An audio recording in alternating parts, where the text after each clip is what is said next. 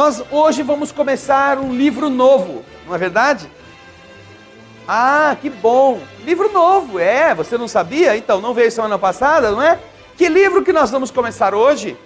O Livro dos Espíritos. Ah, mas esse livro a gente já estava estudando. Mas como livro novo? É um livro novo dentro do livro velho. Semana passada nós terminamos o primeiro livro, ou a primeira parte, assim chamada de livro por Kardec, que poderíamos dizer o primeiro tomo. E assim, agora, hoje, nós vamos dar início ao segundo livro. Este segundo livro, Kardec aborda outros assuntos. No primeiro nós tivemos Deus, não é? As coisas do universo, a criação, o princípio vital, o fluido vital. Foram diversos temas ligados bastante à ciência. De forma que nós encontraremos estes temas do primeiro livro desdobrados numa outra obra de Kardec, conhecida como a Gênese. Se você vai, Causas Primeiras, né? O livro primeiro tem este título. Você encontra o capítulo 1 falando de Deus, depois o capítulo 2 falando dos elementos gerais do universo, o capítulo 3 falando sobre a criação e o capítulo 4 falando sobre o princípio vital. Estes 4 capítulos compõem o primeiro livro, a primeira parte do Livro dos Espíritos. Hoje começaremos a segunda parte. Na segunda parte, Kardec desenvolverá uma temática agora voltada para uma outra realidade. O título do segundo livro é Mundo Espírita ou Mundo dos Espíritos. Obviamente, ele vai colocar nesta segunda parte tudo aquilo que esteja ligado a esta temática. Mundo espírita ou mundo dos espíritos. E nós poderemos aprender muitas coisas, inclusive se consultarmos paralelamente ao Livro dos Espíritos, nesta parte, uma outra obra básica, que é o Livro dos Médiuns. No Livro dos Médiuns, Kardec, depois de ter lançado o Livro dos Espíritos, ele desenvolveu esta segunda parte de forma mais completa, mais profunda, num outro livro, chamado Livro dos Médiuns. Do mesmo modo que ele fez com a primeira parte, quando desenvolveu-a na Gênese. Aquilo que não ficou, que não pôde ser explicitado mais profundamente, foi depois amplificado em uma outra obra básica. Então, também no Livro dos Médiuns, nós acompanharemos o desenrolar de conceitos, ou de interações entre conceitos, que o Livro dos Espíritos nos apresenta. Bom, mundo espírita ou mundo dos espíritos. Para que nós possamos começar a tratar deste tema, nós precisamos entender o seu título, não é? O título é composto de 2 palavras: mundo e espíritos, ou mundo espírita. Se for mundo dos espíritos, são 3 palavras. Se for mundo espírita, são 2.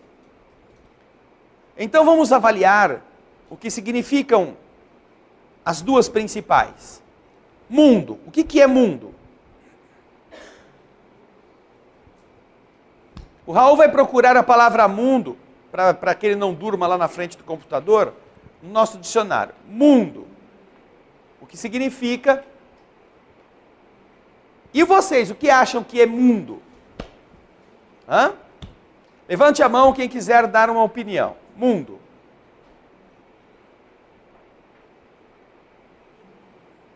Ninguém quer dar opinião? Estão com medo de errar? Nosso planeta. Mundo seria o planeta. Uma das opiniões. O que mais? Mundo.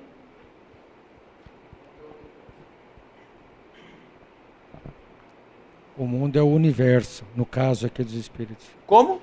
O mundo aqui ele se menciona o caso do universo, porque acredita-se que existem espíritos também ou formas de vida em outros planetas sem ser o nosso. Mas nós não estamos falando disso. Estou querendo saber o que significa a palavra mundo. Só isso. Depois nós vamos entrar na outra parte. O que é mundo? Segundo o nosso conceito. Você vive onde? Eu vivo em Campinas. Depois em Campinas. Campinas está onde? No Brasil. Não, em São Paulo. Depois no Brasil. E o Brasil está onde? No mundo. É no mundo que o Brasil está? É ou não é? E aí, o que é o mundo? O mundo é? Um lugar determinado no espaço. Um lugar determinado planeta, no espaço. Nesse caso. Um lugar determinado no espaço. Será que isso satisfaz a ideia de mundo? Você está sentado num lugar determinado no espaço? Agora. Mas, ela mesmo já concluiu que a cadeira dela não é o mundo.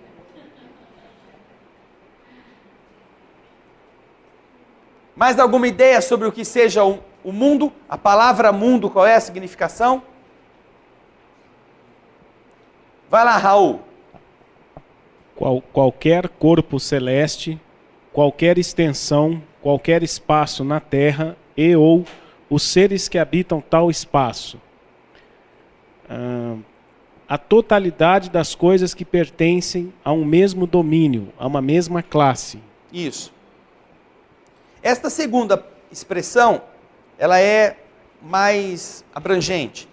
A totalidade dos objetos, das coisas que pertençam a uma mesma classe. Certo?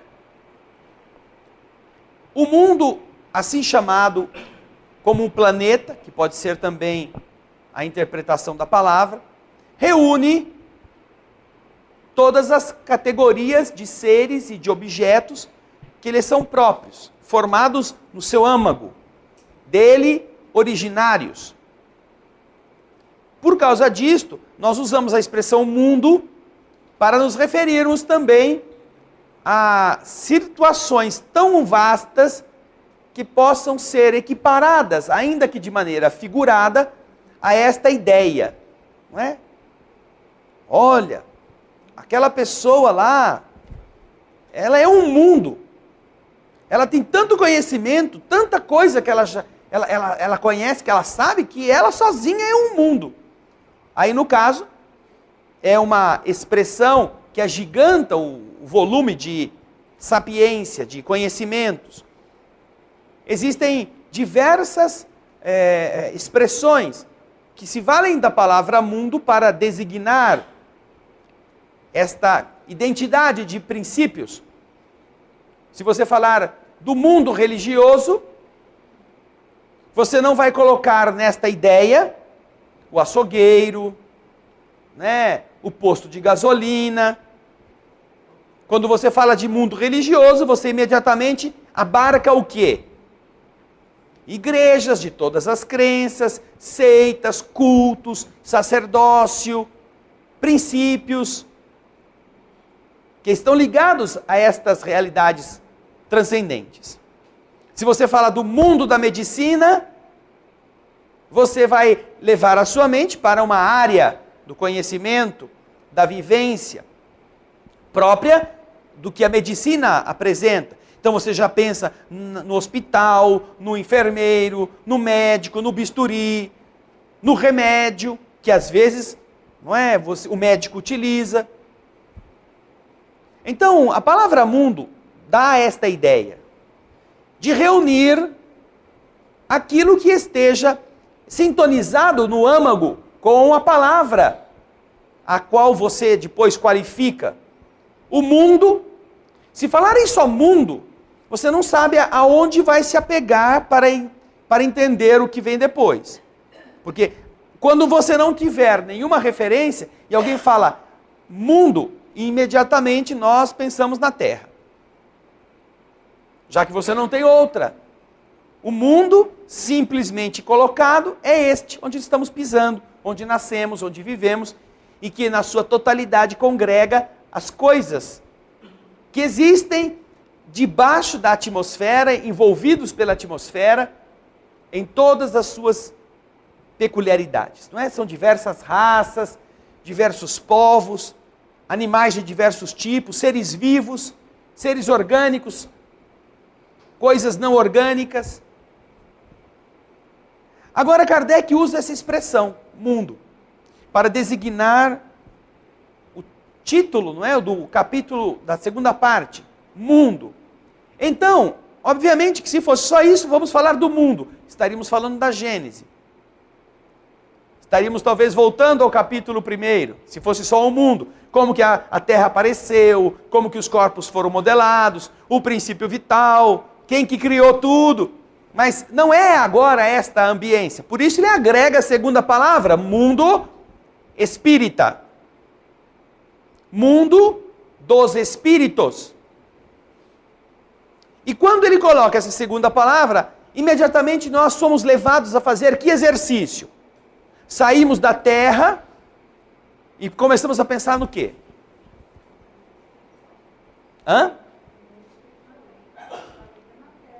Espera um minutinho. Na vida além da matéria. Algo Na que não parte esteja no espiritual. mundo material. É. Porque se fosse o mundo material, ele não precisava ter dito dos espíritos. Bastaria ter dito o mundo e nós já estaríamos nos referindo a esse mundo que nós conhecemos nas 3 dimensões. Então ele está qualificando no título aquele que será o assunto que vai ser tratado na segunda parte. Que não estará necessariamente vinculado como base ao mundo físico. Vai tratar do mundo dos espíritos.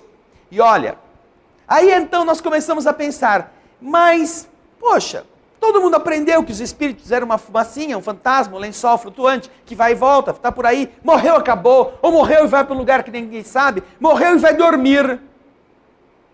Poxa, se for assim, precisa ter um mundo espírita. É um grande dormitório. Esse é o mundo espírita. Em algumas religiões, é esta a realidade. Todo mundo que está aqui na Terra, onde você tem trilhões de afazeres, trilhões de coisas, vastidões de opções, a hora que acaba a vida física, pronto, você entra em hibernação, como se fosse um urso ou uma lagarta, e vai dormir. E tudo bem. E ao mundo para onde você foi, vai ser esse grande dormitório, ou um galho de árvore, onde os Mandorová estão todos pendurados. Né? Que é o que acontece com os... Já ouviram falar de Mandorová, não é? Nunca ouviram falar? Quem não conhece Mandorová, levanta a mão. Nunca ouviram falar. Costuma ser aquelas lagartas peludas, não é? Aqueles bichos que queimam você. Que depois de um certo tempo, de tanto comer folhinha, né? Ele faz um casebrinho com galinhos, diferente do bicho da seda. Faz um casebrinho lá, ele junta um monte de gravetinhos e faz um tubinho, e aí lá dentro ele hiberna, ele adormece. E vai se transformar depois em uma borboleta. Borboleta vocês conhecem, já viram? Vai chegar o dia que você vai levar o seu filho no zoológico para conhecer uma vaca. A galinha. Que já tem gente que acredita que a galinha põe o leite quadradinho, em saquinho, ou saquinho plástico, ou naquelas Tetra Pak. Né? Tem criança que não sabe que a vaca dá leite líquido. Ela pensa que a vaca já dá à luz as caixinhas de leite longa vida. Então, imaginar que a vida depois da morte vai ser apenas esse grande pedaço de madeira onde os bichinhos se penduram e ficam dormindo, não precisava dizer um mundo espírita. Só há sentido nisso quando, como já dizia Jesus e como diz a doutrina espírita, nós vamos encontrar uma outra realidade mais rica até do que aquela da Terra.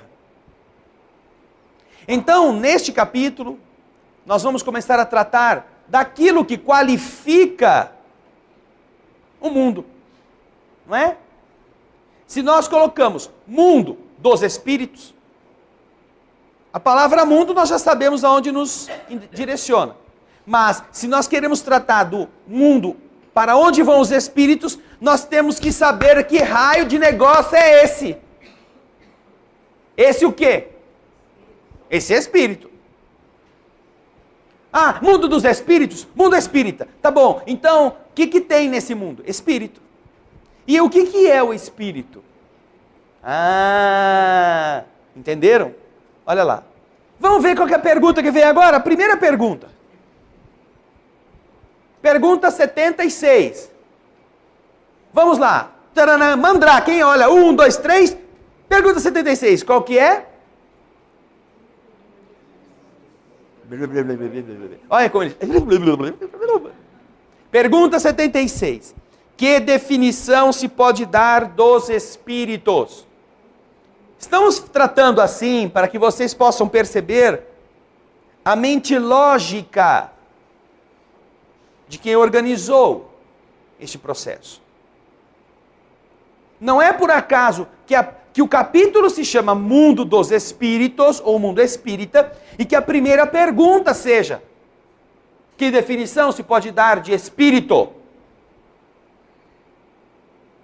Ele poderia começar dizendo: ai, o que acontece com a gente depois que morre? Mas isso, ainda que estivesse tratando de um tema do lado de lá da vida, não está começando pelo começo. Não está.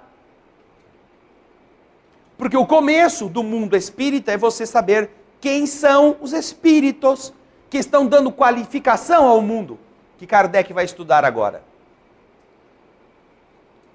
Daí vem necessariamente a primeira questão. Bom, nós vamos tratar de um tema e agora a gente, para saber deste tema, vamos começar do alicerce. O tema é Mundo dos Espíritos. Vamos então começar a saber o que é espírito. O que é espírito? Hein, Otília? A Otília, que foi muito espirituosa quando deu o golpe no Ricardo, vai lá, diz para nós o que você acha que é espírito. São inteligentes do universo, né? Os espíritos. Não, é isso que você leu. Agora, o que você sempre pensou que fosse o espírito, Otília? Os anjos da guarda. Anjos da guarda. A Otília tem teve esta ideia e carregou com ela essa noção de que espíritos são os anjos da guarda. José, o que você pode nos dizer a respeito de que ideia você faz do que é espírito? Acredito que sejam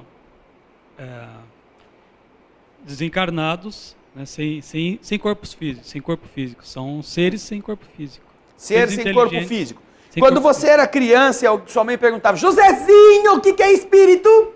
Aí você falava: são seres desencarnados que já não têm mais corpo físico. De forma alguma.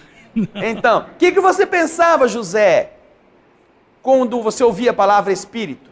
Fantasma. Fantasma. Não é? João, e você? Eu sempre pensei Peraí, deixa eu chegar o pelo microfone. bem, pelo Sempre bem. pensou o quê? Além de não pertencer à espírita, mas acho que já tinha algo em comum.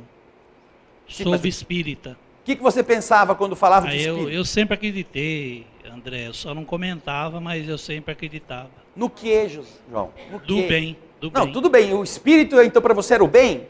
Não, parece que eu sentia. Ah. Só eu não sei comentar. Sim, mas você sentia o quê? Quando O perguntasse... Isso. Você sentia que havia alguma coisa... Eu sempre vi vulto, mas... Então, já tá vendo? Fantasma. Mas Vulto. Um vulto sem medo. Tudo bem. Nós vamos depois ver as diversas maneiras de encararmos isso. Mas o espírito, esta palavra, ela tem todas as palavras, elas têm uma carga de imagem. Vocês já notaram? Que as palavras, elas só têm sentido quando elas, ao serem assimiladas, produzem uma imagem interna que você conecta na medida que vai lendo. Por isso que quando você não entende uma palavra, aquele texto fica meio truncado, porque você não soube como fazer a ligação de uma frase ou de uma ideia com a outra. Cada palavra é a expressão literária ou literal de uma ideia. E estas ideias, elas são imateriais. Quando alguém fala para você, cachorro, o que você pensa? Hein? O que você pensa quando você escuta cachorro? Meu marido, desgraçado. Você não pensa nisso. Mas você ouve a palavra cachorro. O que você pensa? Vamos lá, Libenil, você pensa no quê? Na sua cachorra. Como que ela é? Uma pitbull linda. Uma pitbull linda? Amarela. Amarela. E branca. Caramelo e branca. Hã? Caramelo e branca. Caramelo e branco.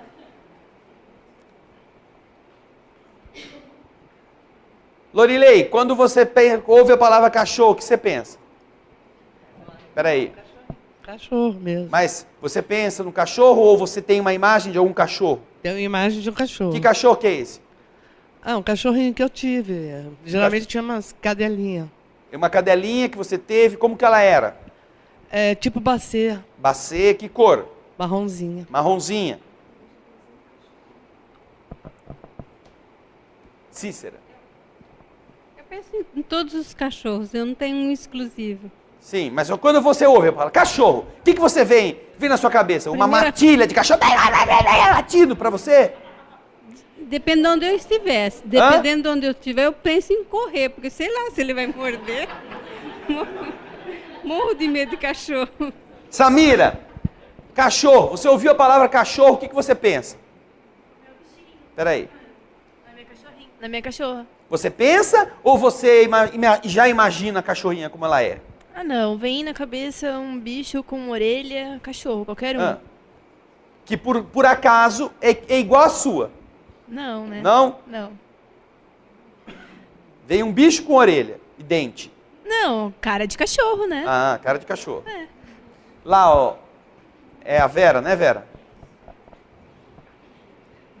Eu queria voltar um pouco no tema anterior, que ficou comigo esse assunto, né? Eu penso sobre espírito, desde quando eu era pequena até hoje eu carrego isso comigo, que o espírito é a alma da pessoa. Quando eu penso no espírito, eu penso na reprodução exata da pessoa, meio fumacinha, assim. Sim. E não necessariamente a pessoa tem que estar morta por eu pensar no espírito dela. Tá. Então, às vezes, por exemplo, quando eu sonho, né, eu sei, eu encontrei com essa alma à noite, né? Então, é essa definição que eu tenho. Tudo bem. Nós vamos voltar nesse tema. E é por isso que nós estamos falando do cachorro. Quem mais faz ideia de alguma coisa de cachorro quando escuta a palavra assim? Ninguém pensou num elefante, não é? O cachorro é um bicho grande, gordo, com uma tromba, umas orelhonas assim, que vive no circo. Ninguém pensou nisso. Mas também ninguém pensou na letra C-A-C-H-O-R-R-O. Não é verdade? Ninguém pensou na palavra cachorro, escrita. Por quê? Porque a palavra escrita cachorro não é o cachorro. O cachorro é a ideia que você guarda arquivado na sua mente, que é disparada pelo som que você escuta. Ah, ouviu uma frase, uma palavra que você conhece, imediatamente aquela palavra destrava o ferrolho da porta onde está a imagem do cachorro. Seja do seu, seja de um cachorro conceitual, algum cachorro que você viu em filme, algum cachorro que você queria ter, não importa. Você tem isto. E a questão do espírito também está atrelada a este processo. Quando você escuta a palavra espírito, algumas pessoas que vêm de famílias mais antigas, onde foram educadas com aquelas conceituações de que espírito é fantasma, alma penada, coisa flutuando, ao ouvirem falar de espírito, se arrepiam. Não, de espírito? Ai, espírito, ai, pelo amor de Deus.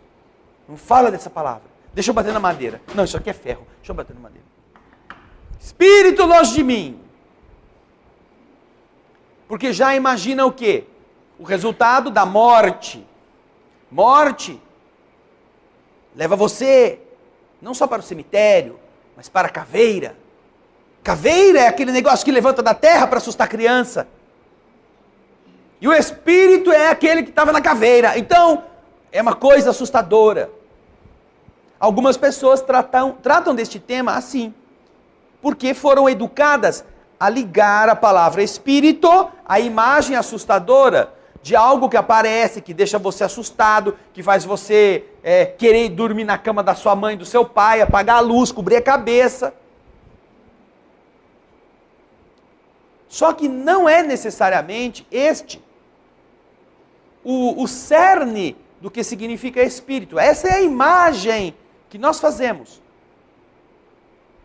E quando Kardec quer que o mundo espiritual explique o que é espírito, ele está exatamente propiciando que nós passemos uma borracha nesse monstro que poderemos ter criado, e até mesmo, não sendo um monstro, uma ideia equivocada, para no lugar desta, colocar um conceito diferente do que é espírito. Vamos voltar na primeira pergunta do Livro dos Espíritos, que é Deus? Deus, você já imagina aquele velhão, que fala grosso, que tem um raio na mão, um chicote na outra. É o que você aprendeu no filme Os 10 Mandamentos. Aquilo que nós vimos na Bíblia. Um Senhor inflexível. Já imaginaram um Deus com a cara do Woody Allen? Com uma vozinha assim de taquarinha rachada? Faça-se a luz.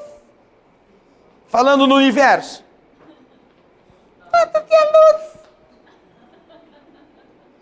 O universo ainda não tinha sido feito, porque ninguém ia conseguir entender e escutar o que Deus estava falando.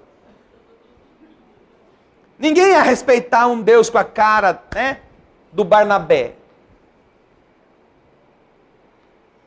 Tio Barnabé, lembra? Tinha, né, a família Buscapé, tinha aqueles, né? Para que a ideia divina pudesse ganhar em nós um respeito, Deus tinha que ser como aquelas representações gregas.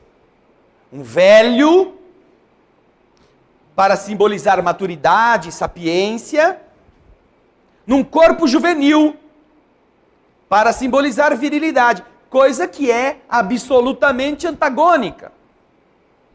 Porque ou você tem o velho meio caquético, se for fazer a representação física, um velho meio alquebrado já, meio abatido, meio trêmulo, mesmo que sábio, ou você tem um jovem vigoroso, musculoso e que não tem cara de velho. Mas as representações divinas a respeito da grandeza de Zeus, por exemplo, são todas elas de modo a conectar a sapiência ao vigor. Então nós somos educados a ver um Deus. E se você vai na Capela Sistina ou pega alguma fotografia da capela, verá um instante da criação em que Adão está quase tocando o dedo no dedo de Deus e vê Deus como? Velho, cabeludão, mas musculoso. Então estas ideias fazem parte do imaginário. Quando a pessoa ouve falar de Deus, aí vem aquela história, né? Que nós fomos feitos à imagem e semelhança de Deus. Então Deus tem 2 pernas, uma barriga, tem braço.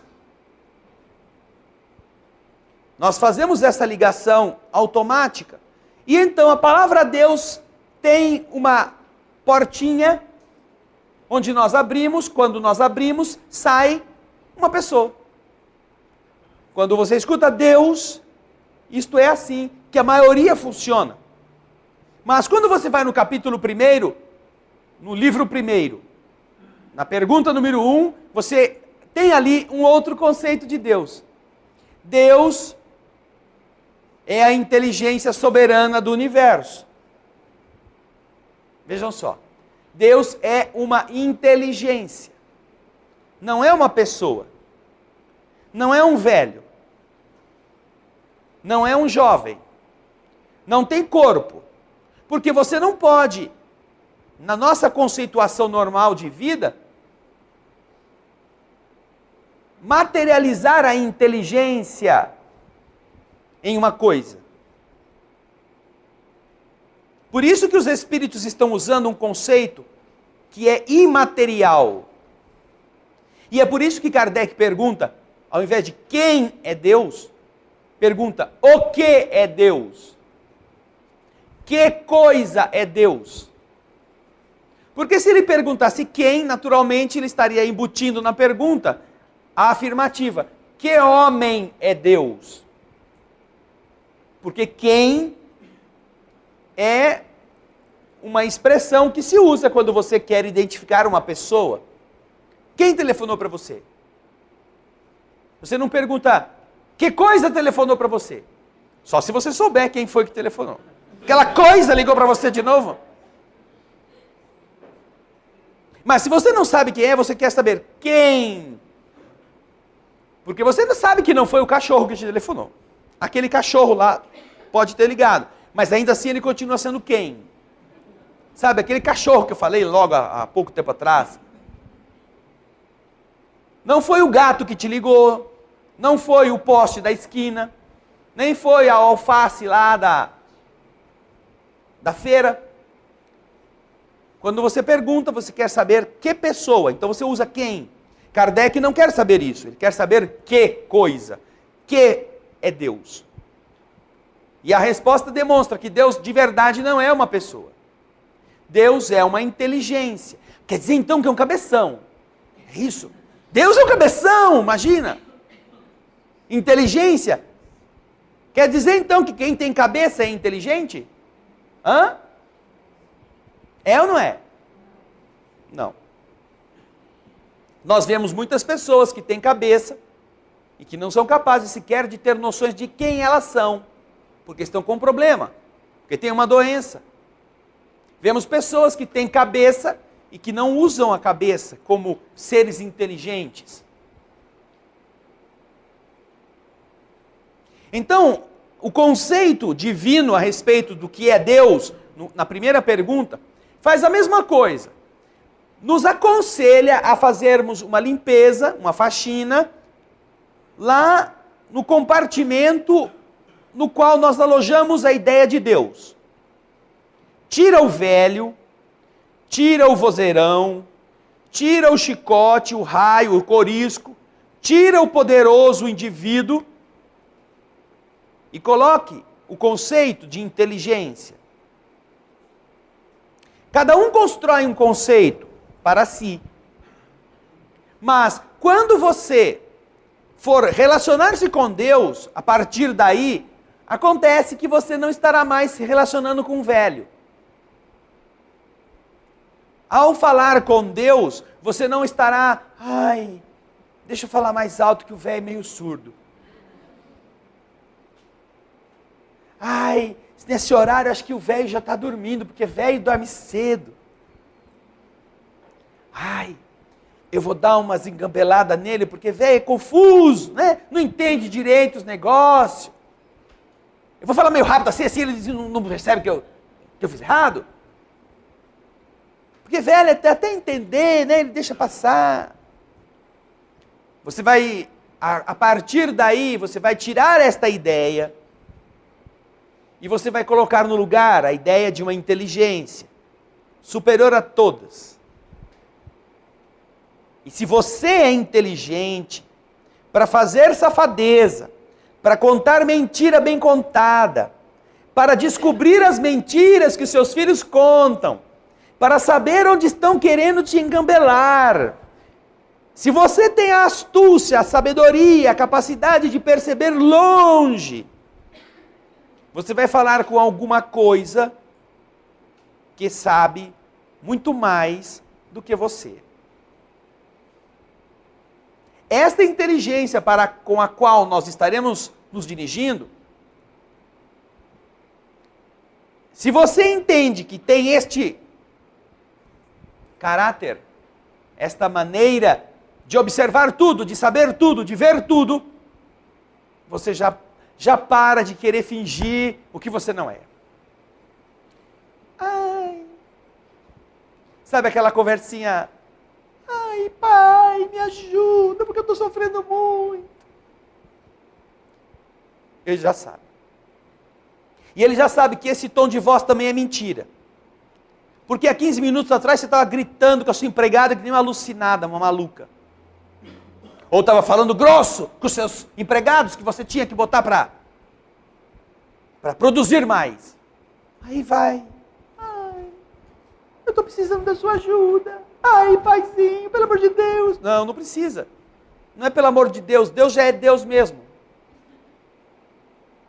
Quando você então muda a ideia do velho esclerosado para a ideia da inteligência, ao tratar com ela, você sabe que não está tratando com moleque. Que não dá para esconder nada da inteligência soberana do universo. Que esta inteligência é responsável por tudo aquilo que existe e que nós ainda não sabemos. Então, a sua postura em relação a Deus é outra. Porque já não é mais aquela imagem que nós aprendemos dos antepassados, ou cultuamos porque parece ser bonito. É tão bonitinho você ver um Deus velhão assim, não é? Com o seu cajado. Só que esse não é Deus. Conforme nos explicam os Espíritos, isto não tem o que Deus possui. A sabedoria plena do universo. Agora, Kardec vai fazer a mesma coisa na pergunta 76 com o conceito de espírito. Quando você ouve a palavra espírito, você não imagina o E, o S, o P, o I, o R, o I, o T e o O escrito na sua frente. Quando a palavra espírito ecoa, você imagina ou uma alma, ou um anjo da guarda, ou um vulto, ou uma aparição, uma coisa que só você viu, que te deu arrepio, ou alguma coisa que te assombra, alguns com medo do cemitério, alguns com medo de fogo-fato, de caveira. Esta imagem está equivocada. E o que nós vamos fazer para mudar isto? Vamos ter que colocar um conceito diferente neste quadradinho, neste departamento, onde nós arquivamos, por falta de outra ideia, a imagem que às vezes nos aterroriza quando se fala de espírito. Vamos ver então a resposta, quando os espíritos conceituam o que é, ou qual é a definição que se pode dar de espíritos. Resposta à pergunta 76, do Livro dos Espíritos. Pode-se dizer que os espíritos são os seres inteligentes da criação. Seres inteligentes da criação. Povoam o universo fora do mundo material. Olha que coisa legal. Por que é legal essa definição da pergunta 76? Por quê? Porque sai da palavra mundo e já se amplia para o universo. Não quer dizer que está só aqui na Terra, penso eu. Você está falando da segunda parte da resposta. Povoam o universo. Isso.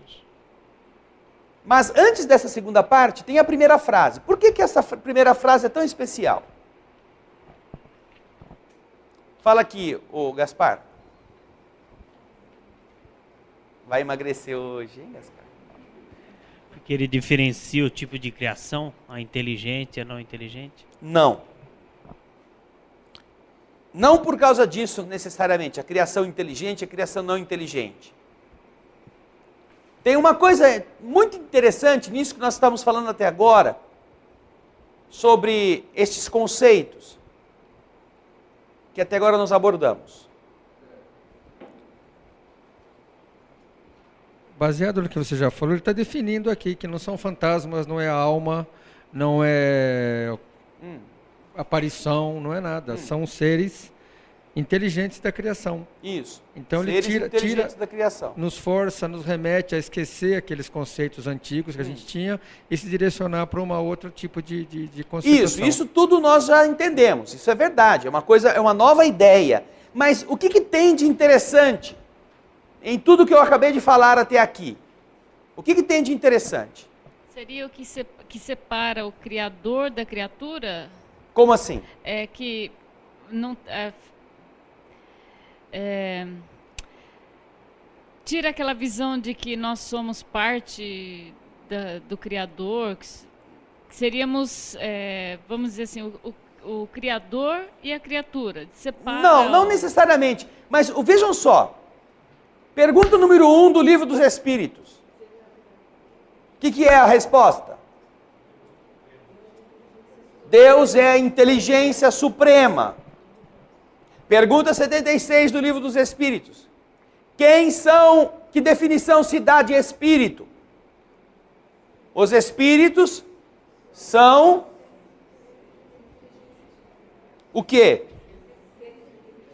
Os seres inteligentes da criação. O Criador é a inteligência suprema. E os espíritos, criaturas da inteligência suprema, são o quê?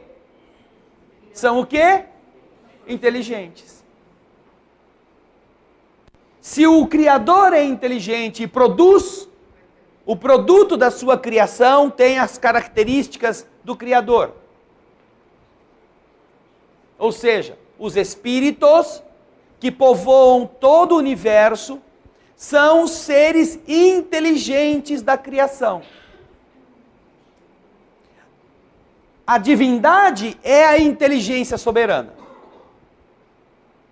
Se nós não nos equivocarmos usando essas imagens, para imaginar que a gente saiu do grande e depois vai voltar para o grande, né, como se a gente perdesse a nossa individualidade, nós poderíamos dizer, a fonte que produz todas as coisas, produz mundos, produz matéria, produz objetos, produz coisas, mas produz também aquilo que vai com a característica da sua essência. Porque todas estas coisas, estes objetos, estas forças, não têm a capacidade pensante. Se estruturam de uma maneira a obedecer leis. Mas existe algo que é diferente deste processo, que os espíritos chamam de espírito. Então aquilo que antes a gente dizia é um fantasma, é o anjo da guarda, é uma caveira. Agora a gente tem como pensar que o espírito é o ser inteligente da criação. Quando Deus cria a humanidade, lembrem-se, Ele usa a terra como o receptáculo das forças materiais e modela o boneco de barro. O boneco, enquanto está sendo modelado, não tem vida. É um boneco, é feito da matéria da terra. Até que o Senhor faz uma coisa, a partir da qual o boneco deixa de ser boneco, que é o sopro Deus sopra nas narinas do boneco, e aquele boneco deixa de ser um boneco e passa a ser um homem. Palavra que vem de humus, que é adubo. De onde a matéria veio, o homem obteve o recurso para manter seu corpo funcionando, mas ele não é o corpo. O Espírito foi soprado da essência divina. Portanto, não há como imaginar agora que se trate de um fantasma, uma fumaça, um lençol flutuante, uma coisa que podem nos ter colocado e a gente aceitou. Falou de espírito, você estará tendo a ideia clara de que aquela expressão significa criatura divina, inteligente. Ai, me disseram que tem um espírito comigo. Que bom. Que bom, ótimo. Porque, primeiro, se trata de um espírito que é criatura de Deus. E segundo, que é inteligente. Se a pessoa se falasse assim, disseram que viram um jegue do meu lado. Oh, jegue? O que o jegue está fazendo comigo? Semelhante atrai semelhante. É a lei do universo. Melhor que seja um espírito que é da nossa natureza. Então, ao entendermos conceitos novos, nossa resposta vai ser diferente. Os seres criados por Deus, inteligentes, portanto, porque carregam a qualidade do Criador, nós chamamos de fantasma? Não. Já chamamos isso de fantasma. Mas agora aprendemos que se trata de uma categoria especial, vamos dizer assim, única na criação. Única por quê? Porque é capaz de espelhar na sua forma de ser aquilo que também define a divindade, inteligência. Melhor que seja um espírito que é da nossa natureza. Então, ao entendermos conceitos novos, nossa resposta vai ser diferente. Os seres criados por Deus, inteligentes, portanto, porque carregam a qualidade do Criador, nós chamamos de fantasma? Não. Já chamamos isso de fantasma. Mas agora aprendemos que se trata de uma categoria especial, vamos dizer assim, única na criação. Única por quê? Porque é capaz de espelhar na sua forma de ser aquilo que também define a divindade, inteligência. Ah, mas pode ser um espírito ruim. Oh, pode. E você por acaso é bom? Hã? Vamos fazer essa pergunta. Ah, mas o cara disse que tem um espírito feio do meu lado. E por que ele parou aí? Ah, não sei. Eu acho que eu tenho um cara de curva de rio. Não, não tem não. Você é a própria curva do rio. Porque quando você entende que tanto o espírito é criatura divina e inteligente, quanto você, que é espírito, também é criatura divina e inteligente, você já começa a perceber que a natureza dos dois é a mesma. Não importa que um esteja na terra e outro esteja fora da visão dos homens. Os dois vão ter inclinações semelhantes, desejos parecidos, ou poderão cultivá-los e atraírem-se uns para os outros. Você quer ir no jogo de futebol que vai ter aí do seu time. E aí o que você faz na semana do jogo? Aqui em Campinas mesmo. Pô, você vai nesse jogo sozinho? O que você faz? Ô Tião, você vai no jogo? Chama o Lucas, ele vai também. Ah, eu não quero ir sozinho, não. Se eu não for, eu vou ter que ir com outro. Todo mundo que vai em algum evento vai chamar amigos que torcem para o mesmo time, para irem juntos. Você quer ir numa festa, mas não quer chegar lá, né? Assim, a única margarida. Tem que chegar com alguém, um amigo ou uma amiga. Então você tenta arrumar alguém que também queira ir na festa. Nem que você pague o ingresso da pessoa, mas eu queria... você vai comigo na festa? Eu pago o seu ingresso, não tem problema, mas eu quero que você vá comigo, porque eu não quero chegar lá sozinho. Nós procuramos, quando temos um interesse e queremos ir em determinados lugares, pessoas que gostam da mesma coisa e que possam ir conosco. Você que é do Guarani não vai procurar um Ponte Pretano para assistir o derby juntinho.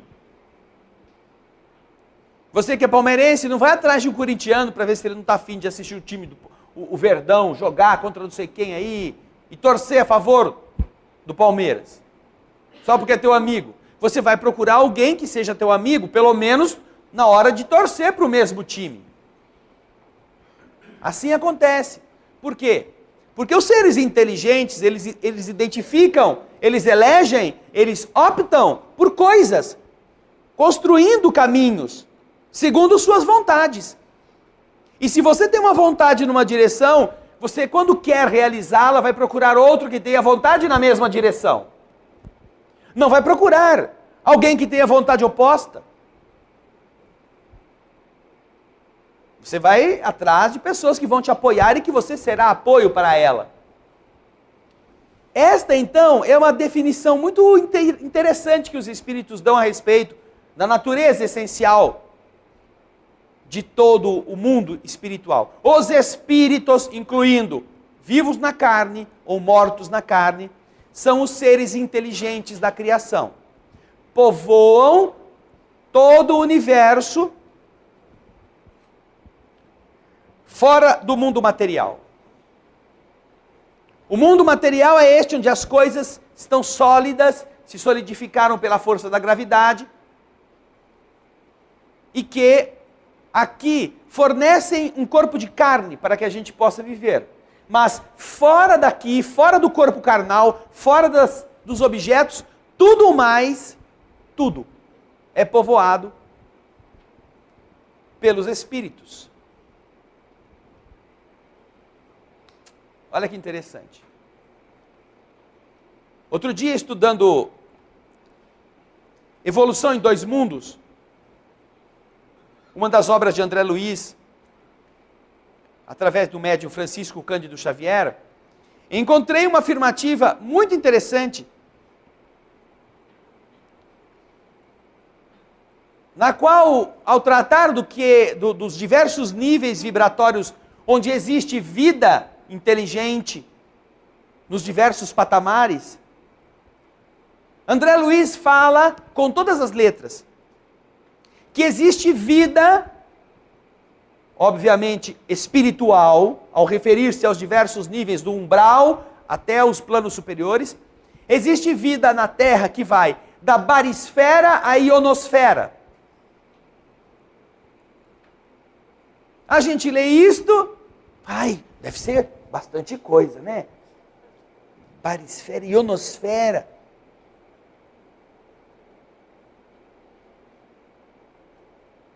Onde é a barisfera?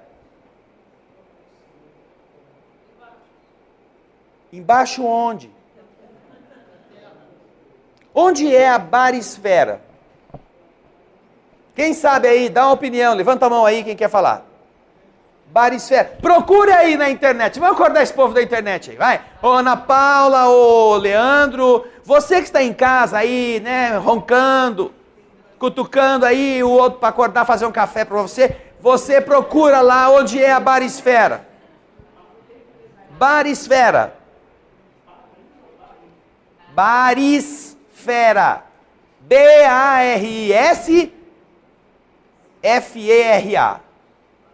Barisfera. Já pode procurar também ionosfera.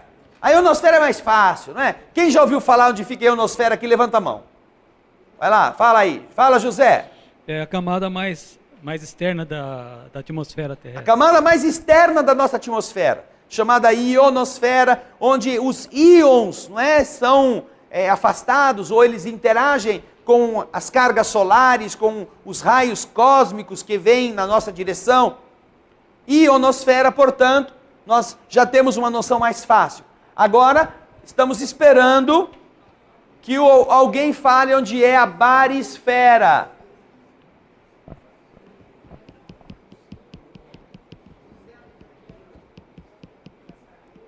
Já tem uma resposta aí, Ana Paula? Já. Vamos lá. A Hilália está falando que é a parte interior do globo terrestre, caracterizada por sua densidade elevada. Mas debaixo da Terra também a densidade é elevada. O que é essa parte interior da Terra? Núcleo. Núcleo da Terra. O que é o núcleo? É o centro. Onde é o núcleo? É o centro. O centro. Da circunferência da Terra. Da esfera do planeta. Isso. O centro da Terra, formado por uma massa de ferro-níquel, é a barisfera. Está a alguns milhares de quilômetros no interior da Terra. Não é onde está o magma que sai pelos vulcões. O magma está aqui, ó, queimando o nosso pé. Nós temos uma casquinha de 70 quilômetros, 50 quilômetros, dependendo do lugar. Depois começa a área da mesosfera, onde estão, não é, esses grandes rios de lava. Depois desta região, ainda lá para dentro, nós temos a barisfera. Fala, Ana Paula. O Vitor Hugo falou exatamente sobre isso, que é o núcleo, capa central do globo, se caracteriza por uma elevadíssima temperatura e densidade e consta de ferro, níquel e outros metais. Veja se alguém colocou aí a profundidade disso no interior da Terra. Se procurar no Google, na parte de imagem, vai encontrar esses desenhos. Barisfera. André Luiz está dizendo que existe vida espiritual da ionosfera. Mas lá é o nosso lar. E outros lares, e outros lugares. Tudo flutuando. Da barisfera até da ionosfera até a barisfera. Barisfera é muito, muito, muito, muito, muito abaixo da Terra. Para nós é impossível viver lá. Não só pela temperatura, mas pela pressão, pelas forças. O ser humano não vive ali fisicamente falando. Mas espíritos, na dimensão espiritual,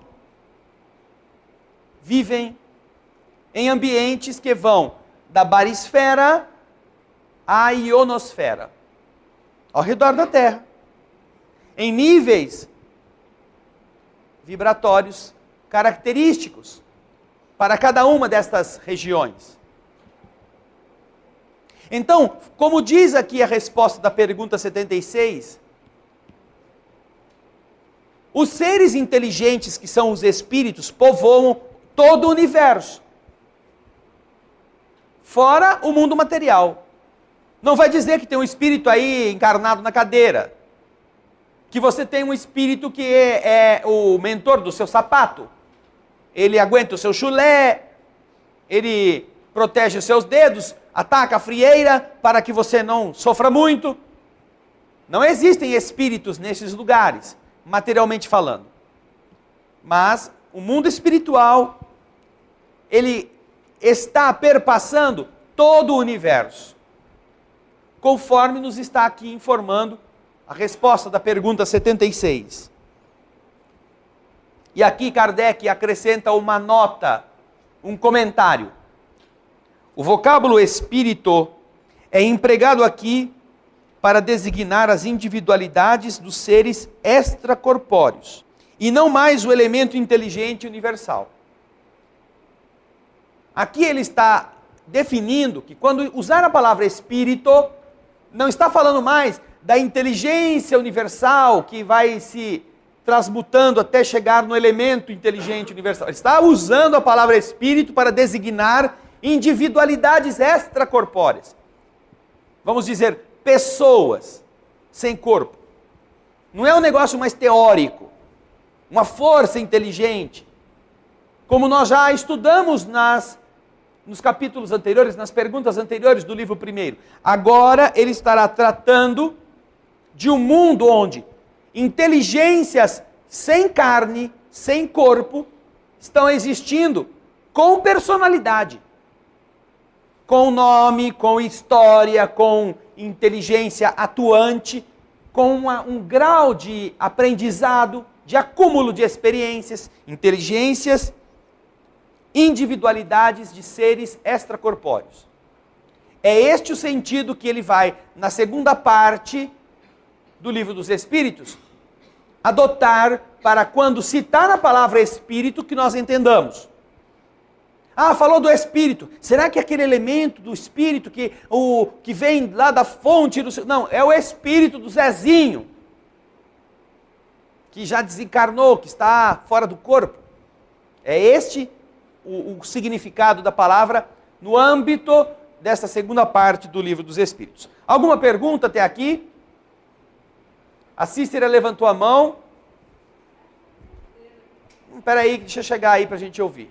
Não, os budistas, acho que os budistas, eles Como? falam da Shambhala, né? Que é uma cidade dentro do centro da Terra, uma cidade de luz. Tem lógica, né? Não sei. Eu não conheço algumas noções do hinduísmo, do budismo, a gente aprendeu por algumas leituras, mas não tenho profundidade nenhuma para poder comentar estes conceitos. Sabemos na doutrina espírita que essas regiões abaixo do nível da Terra são regiões onde a densidade vibratória é pior do que a da superfície da Terra. Alguns espíritos relatam experiências nessas regiões, em livros, em romances, em histórias, como também relatam experiências nas regiões que saem da superfície da Terra e vão até as outras camadas superiores. Onde é que fica o umbral? Onde? Na barisfera? Hã? No núcleo da Terra?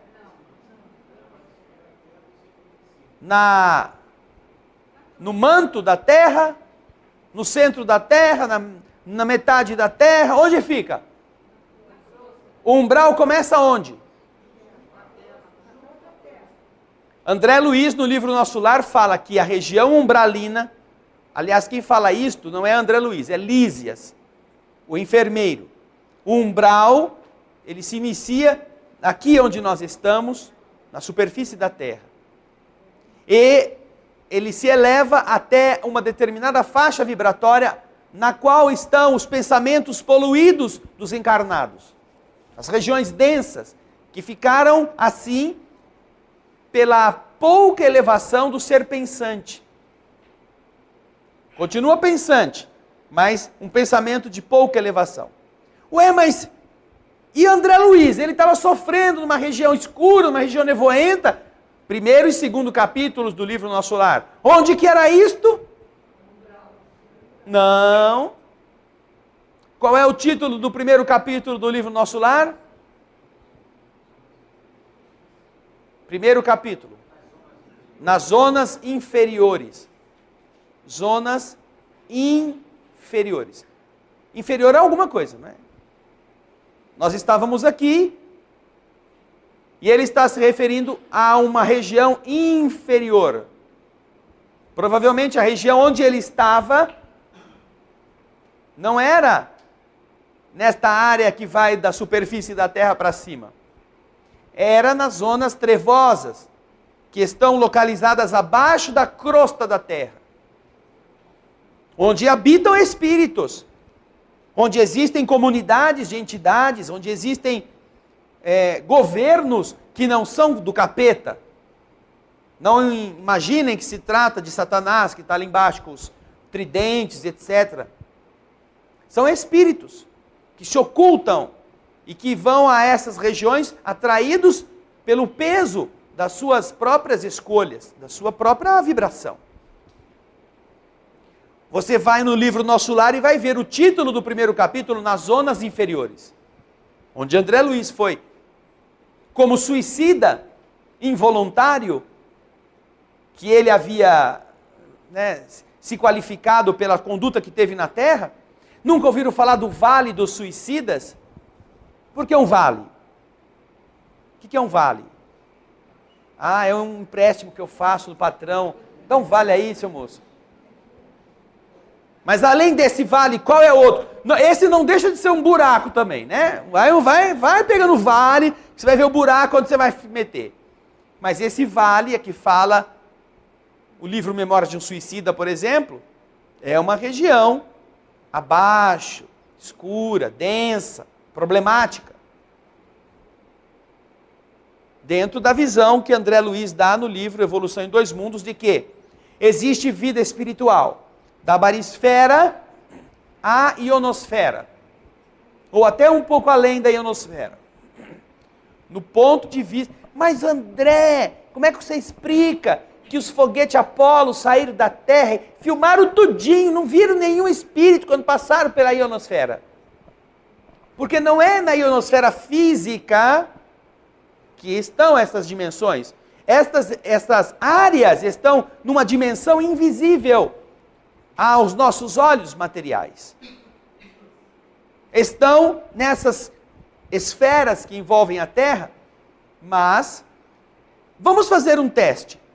A partir de hoje, todos nós conseguimos enxergar o oxigênio. Sabe o oxigênio? O gás, oxigênio. Todos nós, nossos olhos agora foram capacitados para enxergar o oxigênio. O que vai acontecer imediatamente conosco? Ou até melhor, nós passamos a enxergar os gases em geral. O que acontece conosco imediatamente? Imediatamente. O que acontece? Ficamos cegos.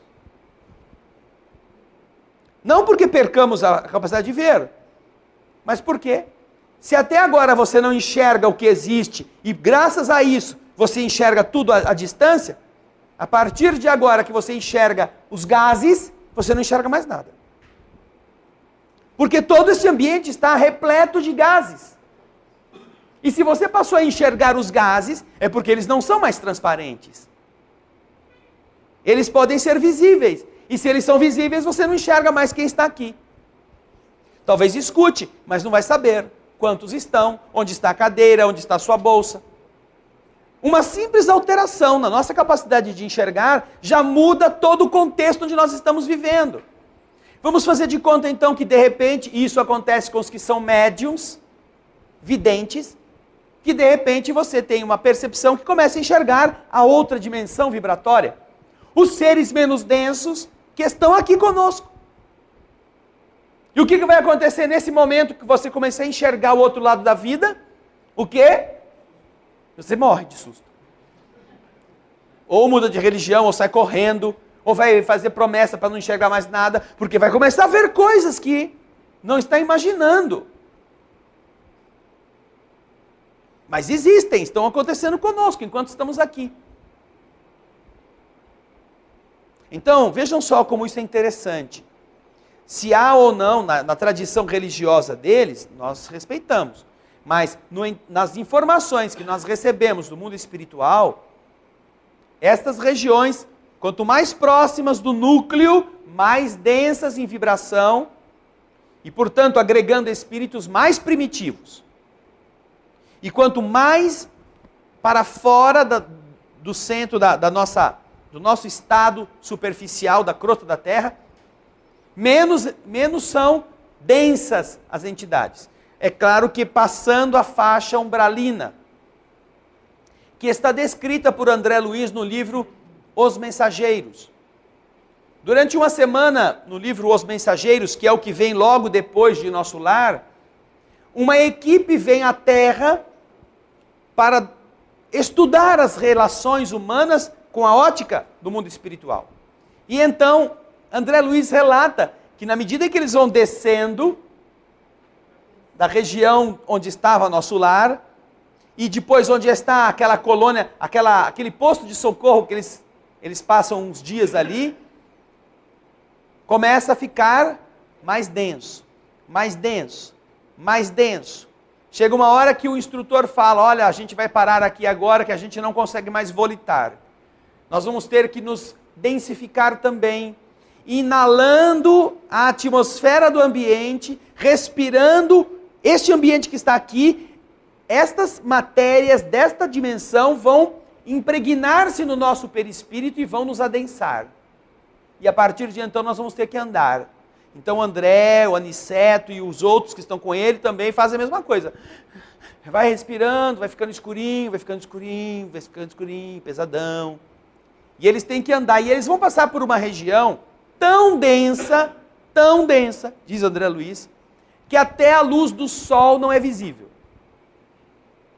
Como se fosse piche vaporizado que cobrisse aquela área, mas é pensamento. É o plasma mental inferior que está aglutinado ali e que impede naquela região que a própria luz do sol consiga passar por ela, naquela área. Sônia. A última trilogia que o Lúcio escreveu também descreve bem a mesma situação e também deixa bem claro que existem comunidades ali. Verdadeiras, entre aspas, o que ela disse, cidades. Não seriam cidades como nós imaginamos, mas comunidades de poder, de organização, de hierarquia, não é? Isso está descrito com bastante riqueza em Esculpindo o Próprio Destino. Esse livro tem muitas informações de como é este processo. Mas nós ressaltamos aqui essas orientações que André Luiz está dando nessas outras obras, para que as pessoas também possam encontrar em André Luiz essas informações. Pergunta 77. Os espíritos são seres distintos da divindade ou seriam apenas emanações ou porções da divindade e por este motivo chamados de filhos de Deus? Kardec já descobriu, pela resposta, que os espíritos são inteligência da criação, não é? É o elemento inteligente da criação. Seres inteligentes da criação. E, obviamente, ele já raciocinou, a criação é a inteligência soberana. Se a inteligência soberana é o todo e os indivíduos criados são as inteligências, são os seres inteligentes, e agora ele quer saber, peraí então, cada um tem a sua inteligência individual ou todo mundo é um pedaço da inteligência de Deus e que, por causa disso, essa porção ou essa emanação da inteligência vai retornar para o todo. É claro que ele diz aqui, não é? Os espíritos são seres distintos da divindade ou seriam apenas emanação ou porções da divindade, chamados por essa razão de filhos de Deus. Nós somos independentes quando Deus nos criou. Nos fez independentes da sua condição divina ou nos fez parte dele, ou agregado dele. É a pergunta que Kardec faz aos espíritos nesta questão 77. Vivemos como a individualidade ou somos uma emanação? Emanação seria o que aí, Raul? Procura para nós. No dicionário. Eflúvio. Hã? Eflúvio. Eflúvio. Proveniência, origem. Só isso? Só. Emanação é como você passa, você tem um perfume e aquilo, né, flui de você. Você está emanando a simpatia, o sorriso, o perfume, o odor. Então Kardec quer saber se a gente é parte independente ou a gente é uma emanação do Criador. E isto, muita gente não sabe ainda explicar, muita gente tem essa dúvida. Muita gente fica pensando. Muita gente não tem ainda uma base para definir esta condição. E é interessante que a gente leia a resposta para compreendermos como que o mundo espiritual trata da criação e da ligação do ser humano com Deus. Eles respondem assim. Primeiro, meu Deus, é uma exclamação, não é? Os espíritos são obra de Deus, ou são sua obra absolutamente, como um homem que faz uma máquina. Um homem que produz uma máquina. A máquina é obra do homem. Essa máquina é obra do homem e não é ele mesmo. A máquina não é o homem, não é uma emanação do homem. O homem a produziu. Ela funciona fora do homem, tem a sua individualidade. Ela não é o homem. É uma máquina.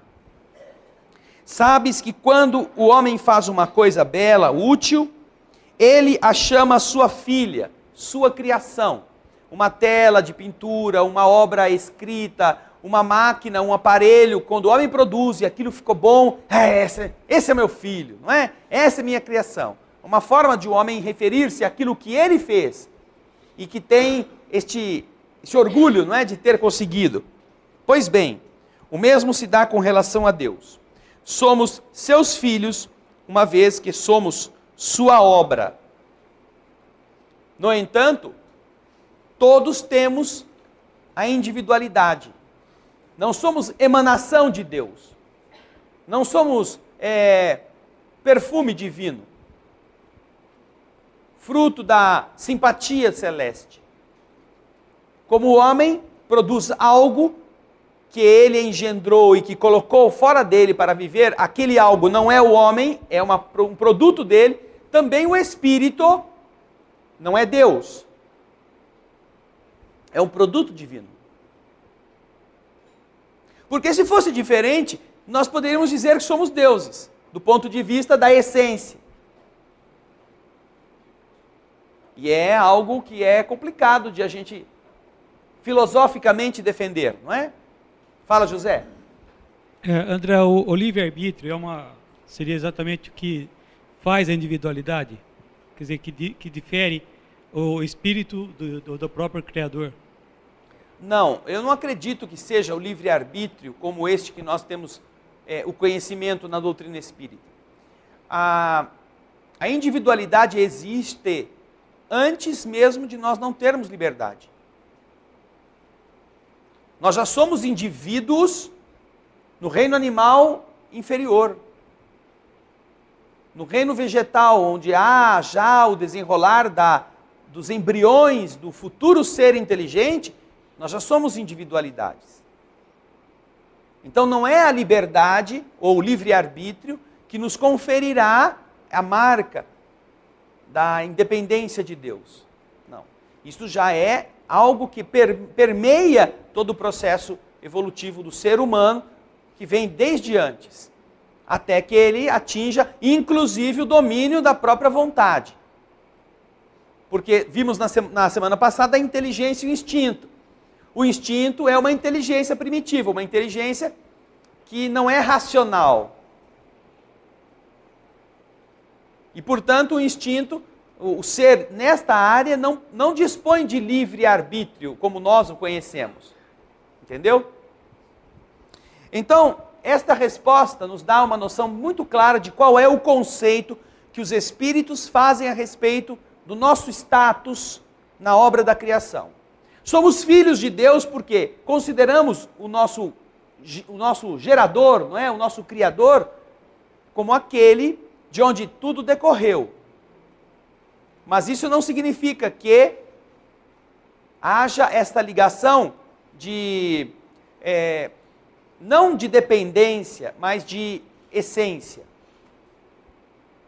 O indivíduo é algo feito fora de Deus, por Deus, conforme o conceito dos Espíritos. Não deixa de ser obra divina, mas o indivíduo não é Deus. As consequências filosóficas desta interpretação são muito profundas, ainda que a gente não veja até o que isso possa produzir nos nossos entendimentos. Uma coisa é Jesus ser Deus, como algumas religiões o colocam. Outra coisa é ele não ser Deus. Desta visão deífica do Cristo, construiu-se o Vaticano. E impôs-se a toda a humanidade uma diretriz cega, que não podia ser contestada. Porque se a igreja é a representante de Jesus, fundada por Simão, que recebeu de Jesus, e Jesus é Deus, a igreja é a representante de Deus na terra. Não ouviram falar isto? Não é? Os que já estiveram em contato com o catolicismo sempre ouviram falar que a igreja é a representante de Deus na terra, por herança. Por isso que eles inventaram a história de que Jesus é Deus. O Cristo nunca defendeu esta história. Ele mesmo se opunha a isto. Mas era preciso que, ao considerar Jesus Deus, e depois, Simão como recebendo de Jesus a chave da igreja, e assim passando para os papas, todo o processo hierarquizado, coloca na mão do bispo de Roma a vontade de Deus. Ele é o intermediário entre o Criador do universo e o ser humano. Por isso que até alguns séculos atrás, havia o dogma da infalibilidade papal. O Papa era infalível, nunca errava. Porque se ele é o representante de Deus na terra, Deus não erra, muito menos ele. É uma boa história hoje, né? Uma boa historinha, assim, para fazer nenê dormir. Mas isso foi o quê? Foi motivo de guerra santa, de invasão. Isso foi motivo das cruzadas, da Inquisição, da ação pela força para intimidar os que não eram cristãos, da imposição da fé religiosa cristã sobre os povos que não eram cristãos, pela força. Se você é Deus e representa Deus, e aquele que não te aceita é inimigo de Deus, então vamos todos aniquilá-lo. Vejam só como as consequências filosóficas de conceitos alteram o horizonte do pensamento. Agora, dizer que Jesus não é Deus não é diminuir Jesus. Não. Trata-se da alma mais elevada que governa a terra, em nome do Criador.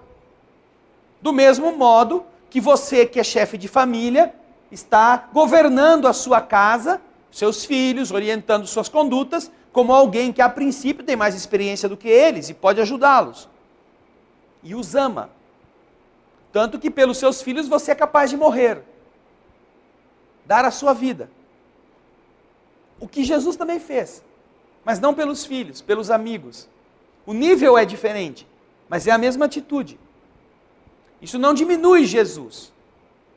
Mas, obviamente, contraria todo mundo que estaria defendendo uma suposta e mentirosa autoridade baseada numa herança de geração em geração que veio daquele que era Deus. Por isso que eles colocaram a Santíssima Trindade. Não existia isto. E quem conhece a história do cristianismo original sabe que esta é uma invenção teológica. Não existia a Santíssima Trindade. Hoje ninguém sabe disto, porque ninguém se dá o trabalho sequer de ler a Bíblia, quer dizer, de estudar a história. Mas essa foi uma invenção para quê? Para que a igreja tivesse a autoridade soberana sobre todas as coisas. Ela precisaria que o Jesus fosse Deus. E aí é que as coisas foram ficando complicadas. Que Deus, para aplacar a ira de Deus, enviou Deus e matou Deus. Não é? Porque se Jesus é Deus, que Deus mandou, e que depois deixa que mate, para que a sua ira pudesse ser aplacada, porque o homem falhou, então era para limpar os pecados da humanidade, é ele mandando a ele mesmo e matando-se a si próprio. Não é? É um suicida. Ou se deixando matar. Filosoficamente falando, é um contrassenso. E logicamente falando, ainda é pior. Bom, pergunta 77 é a última de hoje. Na próxima semana estaremos tratando da pergunta 78 em diante. Temos a pergunta agora dos nossos telespectadores. O Fábio Lavor, de Juazeiro do Norte. Sabemos que temos um espírito protetor e que geralmente ele nos intui. Como diferenciar a intuição do instinto? Bem, são coisas diferentes. O instinto é uma inteligência não racional. Algo que está ligado à sobrevivência. Algo que está atuando no ser encarnado para a procriação, para a manutenção da vida, para a solução de problemas emergenciais. Já a intuição está abarcando áreas que não estão necessariamente ligadas ao instinto. Quando você está tratando de uma área que é comum, você talvez tenha dificuldade de separar se aquilo foi intuído ou se foi um impulso instintivo.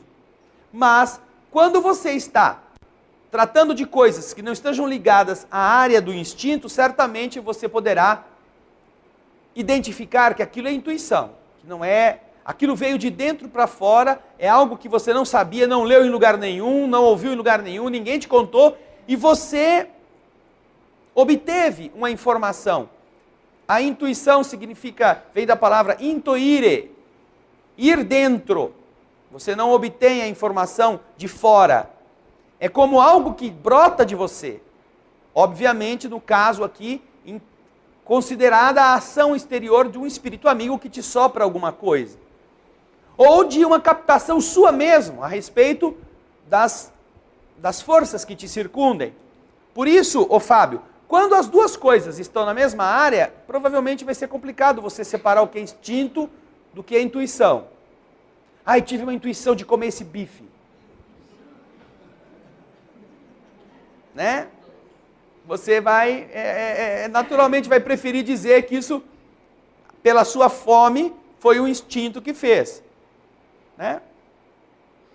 Então, agora, não, eu vou lá naquela loja, não vou na outra, não, vou na outra, vou na loja, porque lá eu vou encontrar o bife que eu quero. Isso já não tem nada a ver com instinto. Você tem 5 açougues, mas escolhe um, que eventualmente, só lá que você vai conseguir encontrar. Pode ter alguma coisa aí de intuição. Você foi intuído aí, naquele dia, naquele horário. Acabou de chegar o boi do matadouro, mortinho, está aqui, olha, está quente ainda. O que o senhor está procurando? Tá vendo? Isso não é instinto. Isso é, muito mais provavelmente, a intuição. Uma inspiração que você, sacou por dentro, de dentro de você, tá bom? Obrigado, Fábio. Um abraço para você. A Paula Faraco, de Mineiros do Tietê.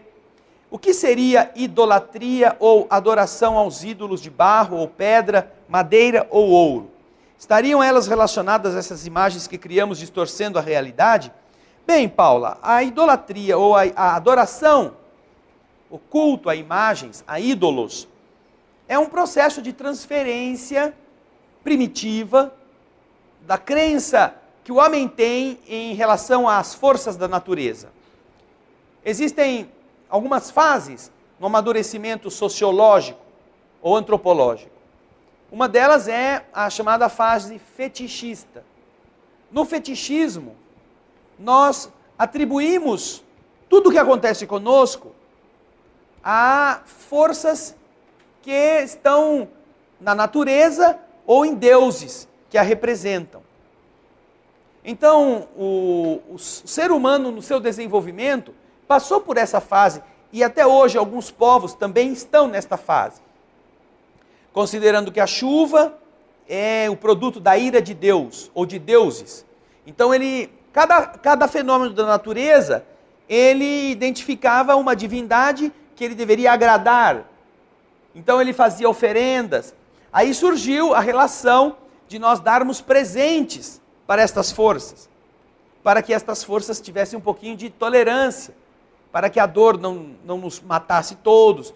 Faziam oferendas de pessoas, de animais, de plantações, e isso era queimado, com a ideia de que ao transformar isso em fumaça, a fumaça sobe e lá em cima o tal do Deus cata para ele e fica contente. Estaríamos então transferindo para uma visão assim, a maneira pela qual nos relacionamos.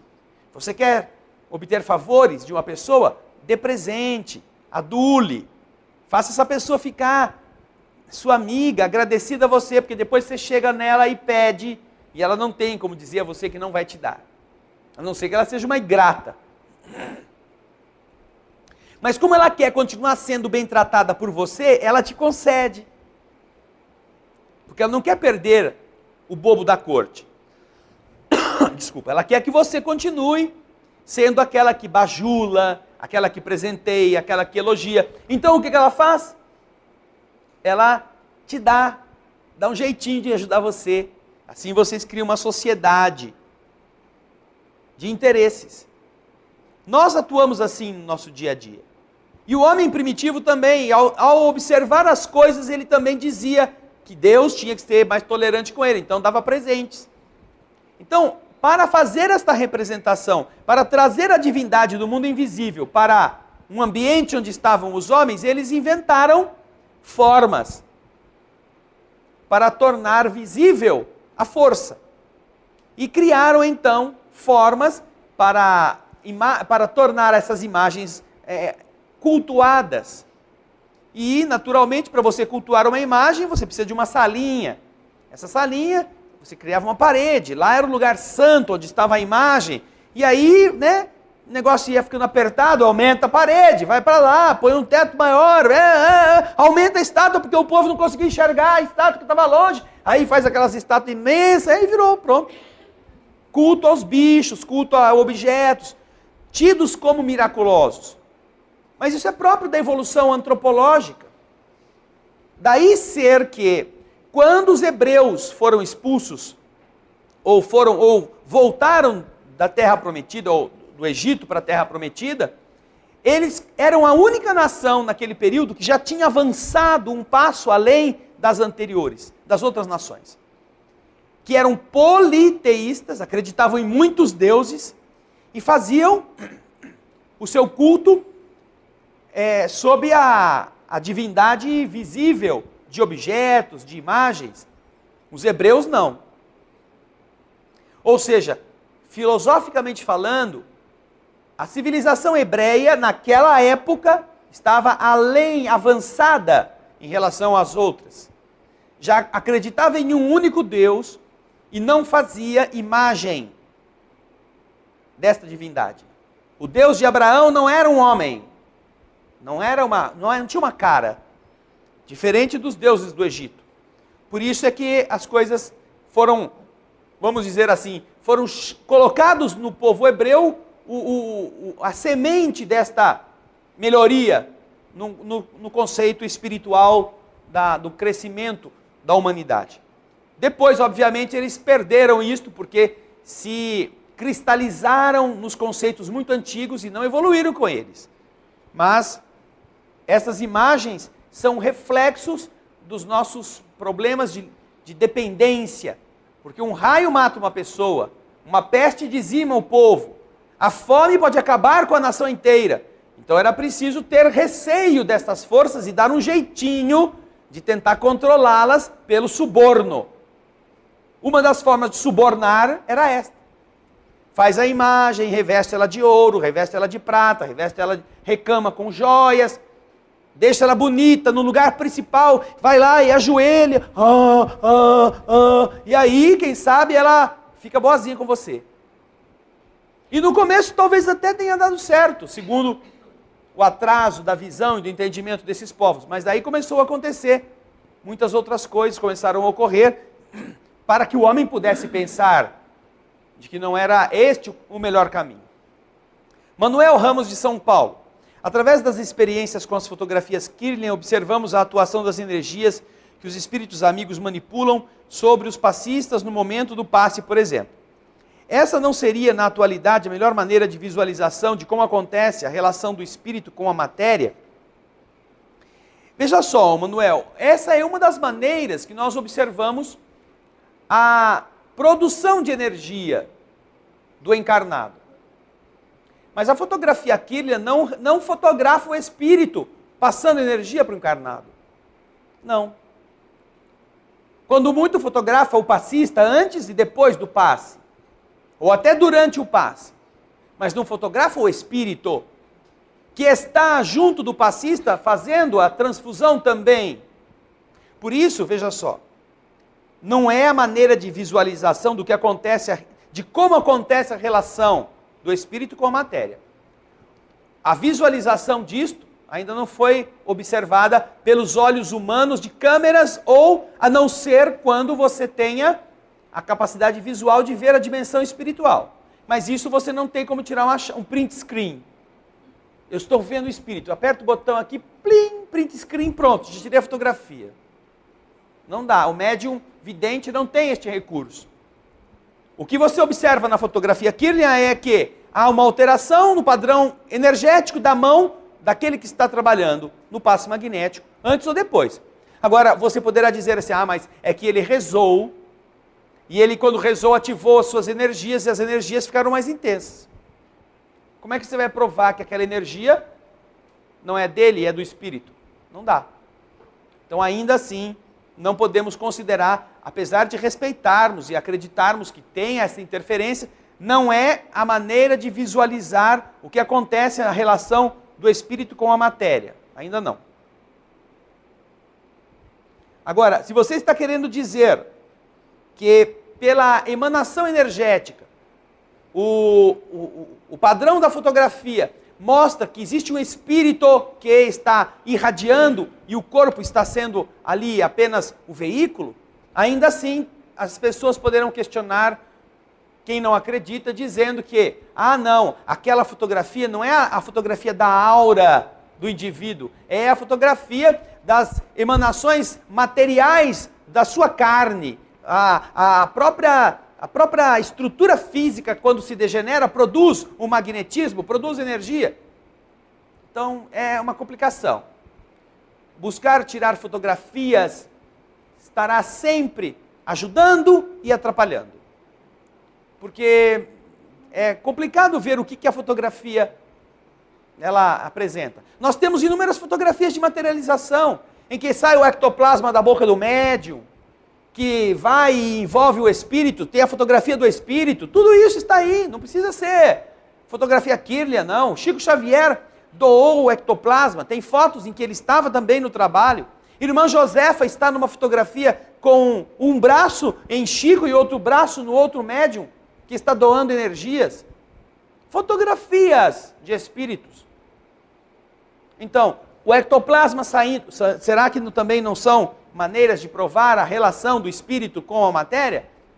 Quem gosta, quem acredita, aceita. Quem não acredita, vai dizer que não. Que é uma outra explicação, é algodão doce, ele engoliu uma tonelada de filó e depois ficou puxando o filó da boca. Quer dizer, um monte de coisa que a pessoa...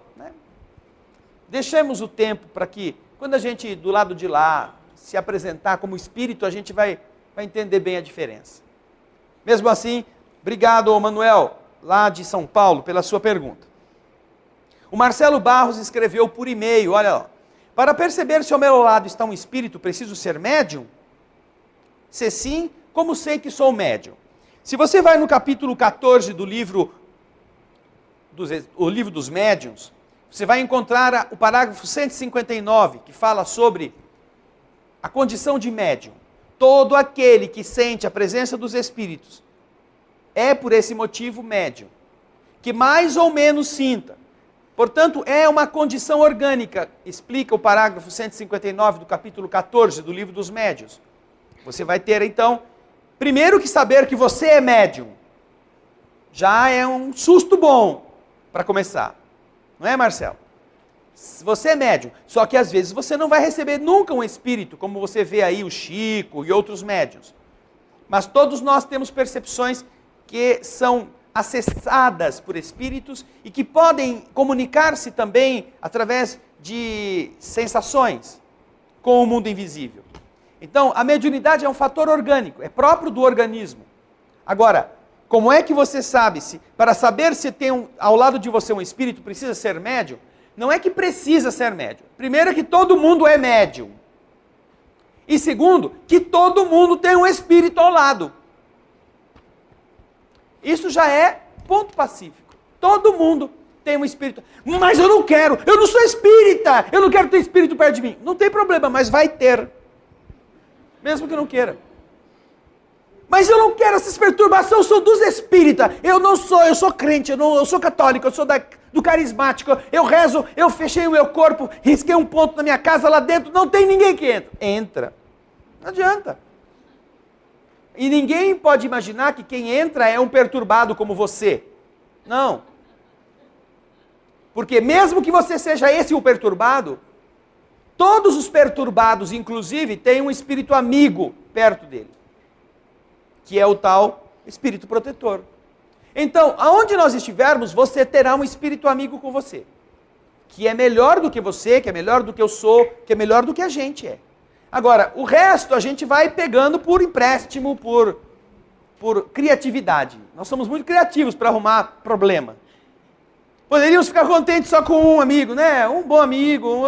Escuta ele e faz o que ele está pedindo, o que ele está te intuindo. Mas não, a gente, cala a boca aí, vai, não enche o saco. Quero fazer desse jeito, do meu jeito. Eu sei o que é bom para mim. Tá bom, então faz. Mas ele vai com você, você se esborracha, faz o que não deve, se dana todo e ele está lá com você. Esse é o espírito amigo. Então, todos nós temos um espírito ao nosso lado. E todos nós somos médios. Mesmo que a gente não o enxergue, mesmo que a gente não o escute com os ouvidos físicos, nós estaremos sendo ajudados por espíritos amigos. E os outros? Os outros fica por nossa conta, né? A gente tem a tendência a ser caçamba. Sabe caçamba? A gente adora uma caçamba. Então você vai nos lugares, essas caçambas que os caminhões põem na frente de construção e que tudo que eles vão demolindo vai jogando lá dentro, né? Então a gente é caçamba, passa nos lugares e vai agarrando tudo e vai trazendo. Então, isso é uma escolha nossa. Washington, do Rio de Janeiro, a última pergunta de hoje. Pode um espírito obsessor de vidas passadas atingir um desafeto que já reencarnou e vive nos dias atuais sem estar em sua sintonia? Pode, claro que pode. Quem diz que ele não está em sua sintonia? Ele está na sintonia da vida. Ele está na sintonia do erro que cometeu. O que ele pode, o encarnado, é modificar-se de tal forma que seja muito difícil que a entidade consiga chegar nele para fazê-lo tropeçar. Mas que o espírito chega onde está a pessoa, chega. Não tem nada aqui como bate fino. Minhas asas são como uma couraça de aço que ninguém penetra. É um desenho que tinha antigamente.